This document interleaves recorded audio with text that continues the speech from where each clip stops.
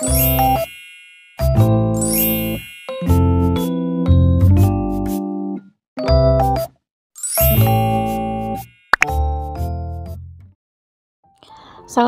warahmatullahi wabarakatuh. Hai teman-teman, apa kabar semuanya?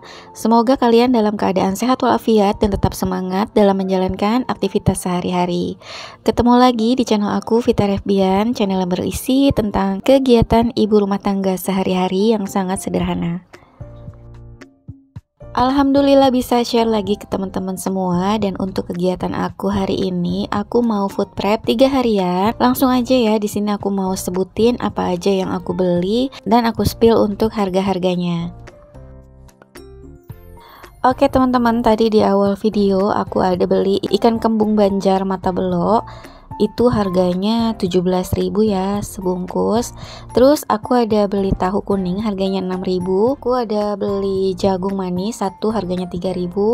Ada ikan asin sebungkusnya 7.000. Cabai merah 10.000. Ada beli pare sebungkus 5.000. Terus aku ada beli tomat-tomatan. Ini ada tomat hijau dan tomat merah.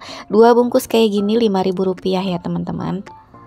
Lanjut lagi, di sini aku beli sayuran lodeh. Harga perbungkusnya 5.000. Untuk sayur sop juga sebungkusnya 5.000. Terus aku ada beli ketimun juga ya, harga perbungkusnya 5.000. Ada bawang putih, harga seperempatnya itu 9.000. Nah, kalau untuk perbumbuan dapur ini aku dikasih ya teman-teman, gratis. Lanjut, aku ada beli bumbu ungkep ya, harganya 3.000. Kemirinya 2.000. Terus ada beli sayap ayam setengah kilo sama beli ikan bandeng 2 pieces, itu digabungin ya dalam satu bungkus. Untuk sayap ayamnya setengah kilo harganya 20.000. Kalau untuk bandengnya 2 ekor harganya 17.000.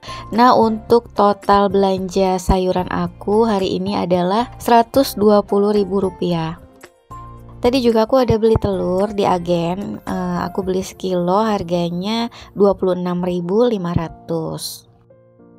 Alhamdulillah untuk harga telur ada sedikit penurunan harga. Terakhir aku beli di harga 28.500. Lumayan ya teman-teman, turun 2.000. Tapi biasanya harga telur naik turun dalam hitungan hari. Nggak tahu kalau besok beli lagi, mudah-mudahan sih bisa turun lagi ya.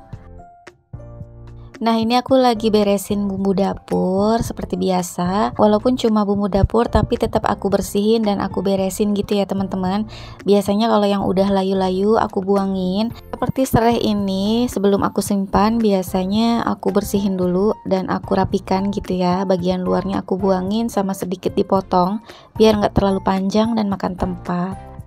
Nah, karena aku juga nyimpen bumbu dapur di suhu ruang, jadi kadang daun salamnya juga cepet layu ya teman-teman. Padahal sebenarnya tuh lebih bagus kalau kita taruh kulkas aja, kita tutup rapet, dibaluti tisu dan di dalam toples gitu, itu tuh awet banget gitu ya teman-teman. Berhubung karena ini stoknya juga nggak terlalu banyak, jadi aku campurin aja ke bumbu yang lain. Oke, untuk perbumbuannya udah selesai. Lanjut aku mau beresin bagian cabe. Nah, ini stok lama yang ada di kulkas. Ternyata stok cabe aku masih ada lumayan banyak ya teman-teman. Aku pikir tinggal sedikit gitu ya. Makanya tadi aku beli 10.000. Ini aku lagi pilahin mana aja yang udah rada layu atau busuk, mau aku buangin. Terus mau aku ganti juga tisunya biar nanti lebih awet lagi di dalam kulkas. Untuk cabai yang baru ini aku pisahin aja tempatnya ya, karena takutnya kalau dicampur itu cepet ketularan layu dengan stok cabai yang lama. Untuk harga cabai di tempat kalian berapa nih teman-teman? Kalau aku karena belinya per 10 ribuan, jadi aku nggak update harga cabai terbaru. Tapi di sini aku lihat dibanding sebelum-sebelumnya aku beli harga 10.000 itu lumayan banyak ya.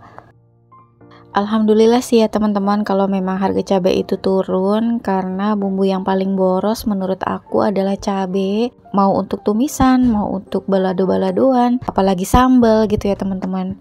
Kita biasanya pakai banyak cabai. Nah, di sini aku lagi beresin tomat. Ini tomat yang stok lama aku campur dengan yang baru. Terus juga aku beli tomat hijau.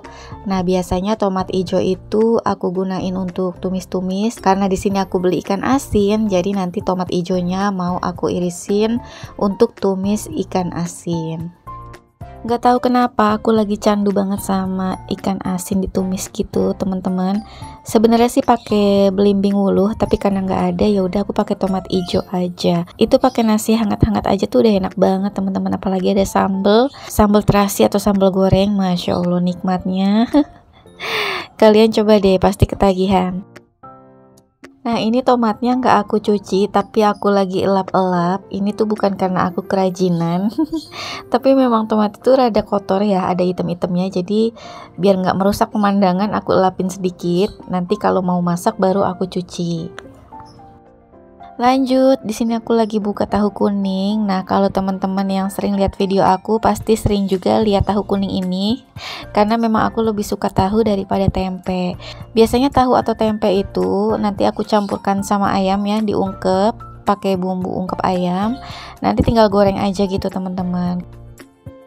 Oh iya, untuk meal plan kali ini rencananya di hari pertama aku mau masak pesmol ikan bandeng sama bakwan sayur. Jadi sayur sop itu bukan aku mau buat sayur ya teman-teman, tapi mau aku bikin bakwan dicampur jagung manis. Nanti untuk pesmolnya juga aku sedikit pakaiin wortel sama ketimun biar nanti ada seger-segernya gitu, mirip seperti acar kuning. Di meal plan yang kedua rencananya aku mau masak sayur lodeh, ayam dan tahu goreng, telur dadar sama sambal. Dan di meal plan yang ketiga aku mau masak balado pare sama goreng ikan kembung. Itu aja untuk meal plan 3 hari aku ke depan. Insya Allah dengan budget 120.000 aku sudah memenuhi 4 sehat 5 sempurna ya teman-teman. Karena di sini aku udah dapet sayuran, protein hewani, dan ada protein nabatinya dari telur. Oh ya teman-teman, gimana nih? Udah pada food prep belum? Kalian di tim food prep berapa hari? Ada yang samakah dengan aku food prep 3 harian atau mungkin seminggu, 2 minggu, atau mungkin sebulan? Wah, aku sih salut banget ya kalau ada teman-teman yang bisa sampai food prep untuk sebulan. Pasti udah konsisten dan udah paham banget ya gimana caranya menyimpan sayuran agar tahan lama di dalam kulkas. Boleh banget ya teman-teman tipsnya gimana caranya food prep untuk sebulan biar aku juga sambil belajar. Siapa tahu nanti ada budget dan waktunya aku mau coba food prep untuk sebulan. Nah, buat teman-teman yang belum memulai food prep atau mungkin ada yang belum tahu apa sih food prep itu. Nah, di sini aku sedikit jelasin ya. Jadi, food prep adalah cara memasak yang memiliki manfaat. Salah satunya bisa menghemat biaya makan karena telah melalui perencanaan dengan baik. Dengan food prep kita bisa menghemat uang belanja dan dapat mengelolanya dengan baik, karena sebelum belanja biasanya kita rencanakan dulu apa aja yang mau dibeli dan menentukan estimasi harganya agar kita tahu berapa budget yang akan dihabiskan. Dan biasakan sebelum melakukan food prep kita buat list meal plan dulu. Jadi meal plan adalah daftar menu yang akan kita masak.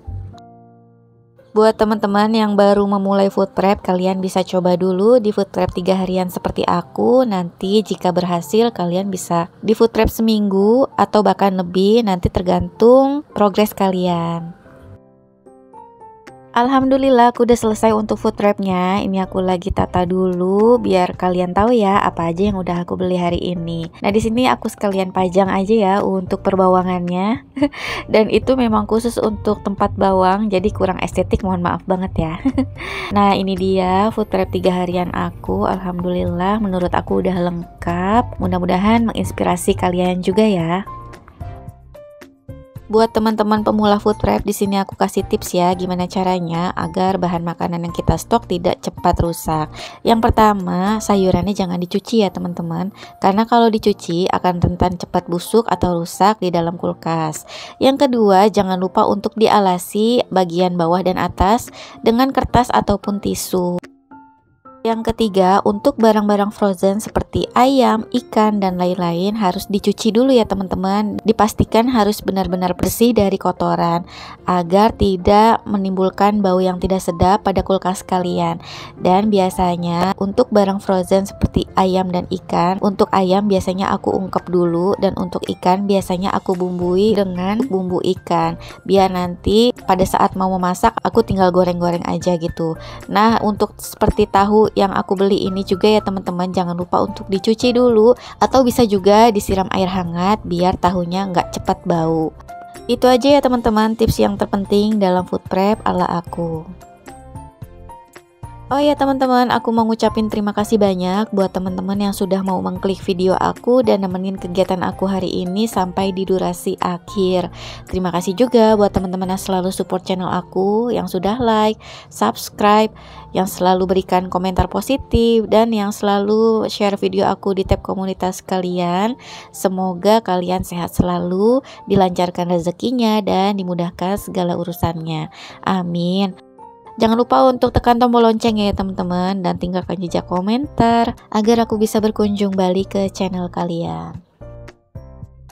Nah, di sini teman-teman bisa simak bagaimana cara aku food prep. Di sini aku alasi dengan tisu lagi untuk bagian atas biar nanti air embun dari kulkas itu tidak langsung tembus ke sayuran. Tapi ada juga beberapa yang aku nggak alasi dengan tisu seperti ketimun, ikan asin atau tomat, karena menurut aku bahan-bahan itu termasuk yang awet walaupun kita nggak alasi dengan kertas ataupun tisu.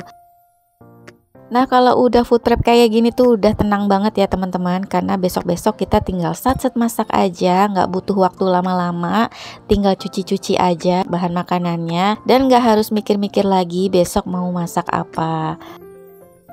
Nah, kalau kalian berminat dengan food container yang aku pakai ini, nanti aku sematkan linknya di kolom deskripsi. Food container yang aku pakai ini mereknya Kalista, harganya murah banget ya, satu setnya itu cuma 50 ribuan.